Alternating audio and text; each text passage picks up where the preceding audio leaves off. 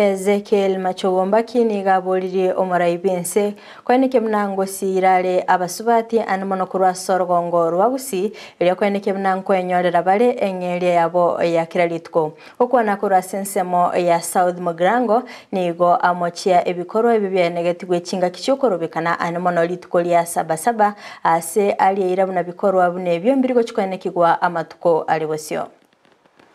Ile maendeleo ambayo iko Kisii, iwe ni ya barabara, iwe ni ya shule, iwe ni ya kina mama, iwe ni ya vijana wetu, iwe ni ya activity institutions, wewe mwenyewe ndio ulianzisha, Your Excellency, na sisi shukrani yetu hiko kwako kwa sababu wewe kila wakati iko na sisi. Your Excellency, leo hawa kina mama ile ambayo watafanya ni kitu ya maana, kwa sababu kina mama akipata kitu kidogo inafikia kwa kila mmoja wa jamii na familia.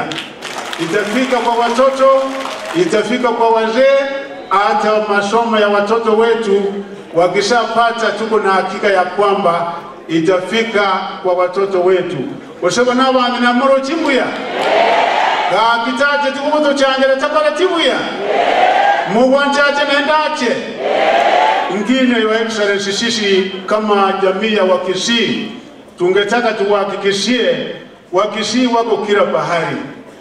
Jana wakati tulikuwa na wewe Murang'a, kulikuwa na Wakisii wengi sana nilikuja kule.